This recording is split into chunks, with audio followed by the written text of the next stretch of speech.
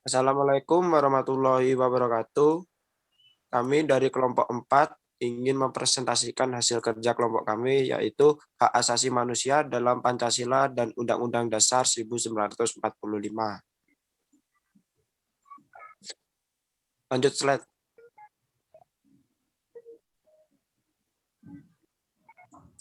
Berikut nama-nama anggota kelompok. Yang pertama, Febri Prasetya. Yang kedua, Grandis Bima Anggara. Yang ketiga, Haryandi Purba. Yang keempat, Hermin Andika. Lanjut. Pengertian dan hakikat HAM. Hak asasi manusia adalah unsur normatif yang melekat pada diri sendiri manusia yang berfungsi sebagai pedoman berperilaku dan melindungi kebebasan yang terkait dengan interaksi antara individu dengan orang lain.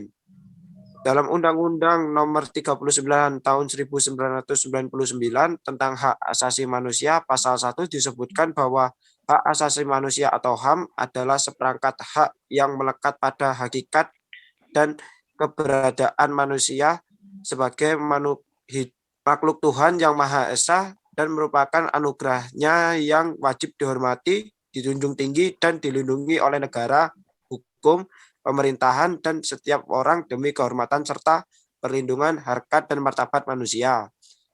Hak asasi bersifat fundamental atau mendasar yang mutlak diperlukan agar manusia dapat berkembang sesuai dengan bakat, cita-cita, serta martabatnya. Hak juga dianggap universal, artinya memiliki semua manusia tanpa perbedaan berdasarkan bangsa, ras, agama, dan gender. Lanjut. Asas hak asasi manusia. Asas kemelekatan yaitu hak asasi melekat pada hakikat dan keberadaan manusia yang tidak dapat dicabut dan diabaikan karena merupakan anugerah dari Tuhan. Asas kesetaraan yaitu manusia memiliki kedudukan yang sama atau sederajat dengan manusia lainnya. Asas non-diskriminasi yaitu asas manusia adalah sama karena ciptaan Tuhan yang membedakan agama, warna kulit, bahasa, suku, dan lain sebagainya. Asas eternal yaitu HAM eksistensinya melekat pada hakikat dan keberadaan manusia secara terus-menerus bersifat langgeng atau abadi. Asas saling keterhubungan, ketergantungan, dan tidak terbagi. Nah, lanjut.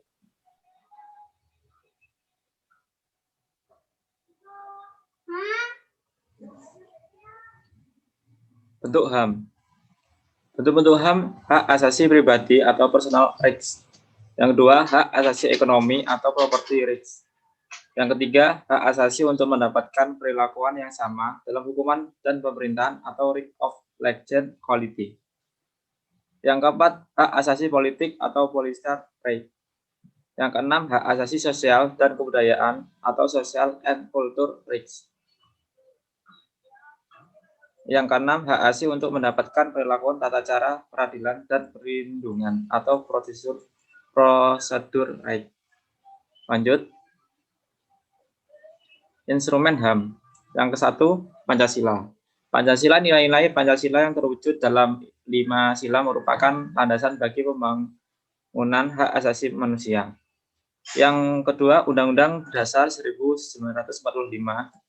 Di dalam pembukaan UUD 1945 terdapat suatu pernyataan yang mencerminkan tekad bangsa untuk menegakkan HAM yang berbunyi bahwa sesungguhnya kemerdekaan itu ialah hak segala bangsa. Yang ketiga, ketetapan MPR nomor XV atau MPR 1998 yang berbunyi ketetapan MPR tentang hak asasi manusia yang berisi piagam hak asasi manusia bagi bangsa Indonesia. Yang keempat, Undang-Undang Dasar nomor 39 tahun 1999. Undang-Undang Dasar nomor 39 tahun 1999 tentang hak asasi manusia. Undang-undang ini selain mengatur hak asasi manusia, juga mengatur kewajiban. Yang kelima, Undang-Undang Nomor 26 Tahun 2000. Undang-undang ini mengharapkan terwujudnya pengadilan hak asasi manusia. Dan yang keenam, peraturan perundang-undangan. Peraturan perundang-undangan lain yang pada hakikatnya memuat adanya jaminan pelindungan terhadap hak asasi manusia. Oke, next.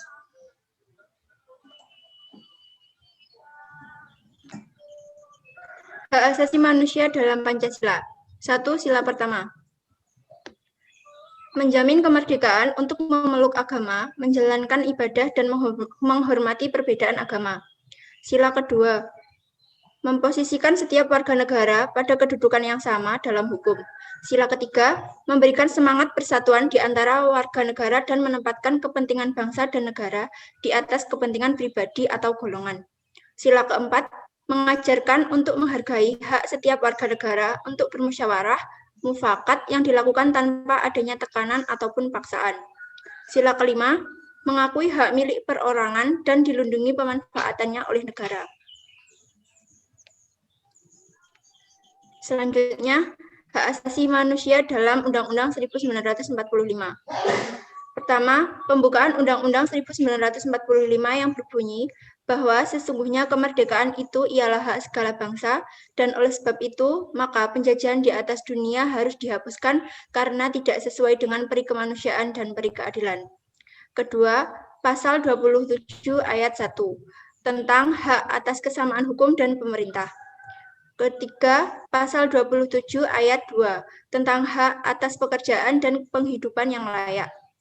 Keempat, pasal 27 ayat 3, tentang hak untuk membela negara.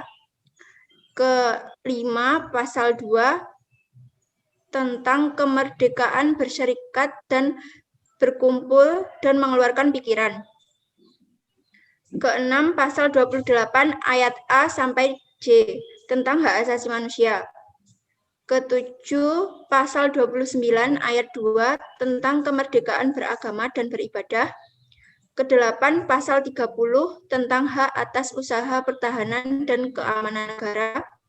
Kesembilan, pasal 31, tentang hak mendapat pendidikan. Ke-10, pasal 32, tentang hak mengembangkan dan memelihara budaya. Ke-11, pasal 33, tentang hak ekonomi. Ke-12, pasal 34, tentang hak atas jaminan sosial.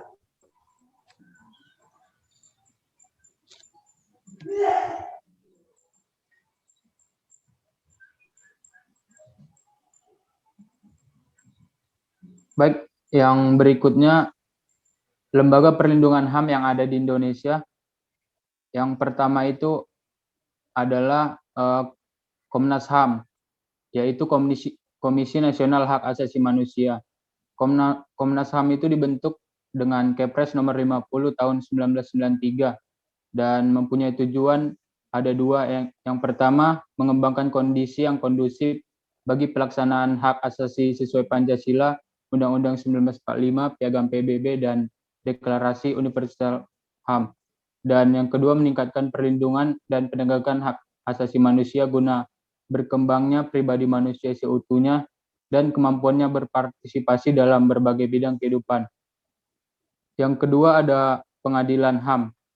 Pengadilan HAM di Indonesia dibentuk berdasarkan Undang-Undang Nomor 26 Tahun 2000 dan mempunyai tugas sebagai berikut. Yang pertama, memeriksa dan memutus perkara pelanggaran HAM yang berat, lalu memeriksa dan memutus perkara pelanggaran HAM berat yang dilakukan oleh WNI di luar batas teritorial wilayah negara RI. Dan yang ketiga, pengadilan HAM tidak berwenang memeriksa dan memutus perkara pelanggaran HAM berat yang dilakukan oleh seseorang yang berumur di bawah 18 tahun pada saat kejahatan dilakukan. Yang ketiga ada Lembaga Bantuan Hukum atau LBH. LBH sendiri adalah organisasi independen yang memberi bantuan dan pelayanan hukum kepada masyarakat. Lalu yang terakhir ada Biro Konsultasi dan Bantuan Hukum Perguruan Tinggi. Nah, bantuan dan Biro Konsultasi Bantuan Hukum ini dibentuk oleh perguruan tinggi yang mempunyai fakultas hukum. Lalu next. upaya penegakan HAM. Upaya penegakan HAM dapat dilakukan antara lain dengan tidak mengganggu ketertiban, saling menjaga dan melindungi harkat dan martabat manusia, menghormati keberadaan masing-masing, berkomunikasi dengan baik dan sopan, ikut membantu terselenggaranya masyarakat yang hidup berdampingan secara damai.